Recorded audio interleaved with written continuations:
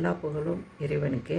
A1 ஃப்ளேவரில் இருந்துமா நாங்கள் தயாரிக்கிற இந்த சத்து மாவு செரல்ஸு, பல்சஸ்ஸு, நட்ஸு, அப்போ கிரீனரிக்கு முருங்கைக்கீரை பொடி இதெல்லாம் போட்டு நாங்கள் தயாரிக்கிறது. நாங்கள் காலையில் எங்களோட டிஃபனுக்காக இதை நான் செஞ்சுருக்கேன். இது எப்படி இருக்குதுன்னு பாருங்கள். இந்த முருங்கைக்கீரையை நிழலில் உணர்த்தி மிக்சியில் அரைச்சி வச்சுருக்கேன். பாருங்கள், சத்து மாவு மணக்க இருக்குதுமா. இந்த சத்து மாவோட நாங்கள் எங்கள் வீட்டில் இதை ஆறின பிற்பாடு இந்த தயிரை ஊற்றி கலக்கிக்குவோம்மா.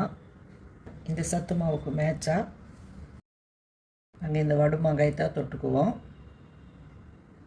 உங்களுக்கு இந்த மாதிரி சத்து மாவு, இது ஊறுகாய் இதெல்லாம் தேவைன்னா எங்களுடைய நம்பரான 8072787412 அப்படிங்கிற நம்பருக்கு கான்டாக்ட் பண்ணி நீங்களும் வாங்கிக்கலாம்மா.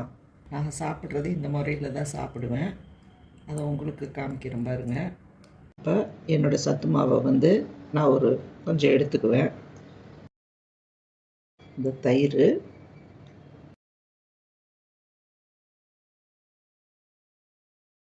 லைட்டாக வெதுன்னு சூடாக இருக்கிற சத்து மாவில் தயிர் ஊற்றிக்கு கலக்கி சாப்பிட்டா சளியில் பிடிக்காது. ரொம்பவும் முகத்துக்கு கூலிங்காக இருக்கும். ஹீட்லேயே நின்று வேலை செய்கிறோம். அதுக்காக இது தயிர் சேர்த்திக்குவேன். மாவுக்கிட்ட சைட் டிஷ்ஷு மாங்காய் வடுதாம்மா.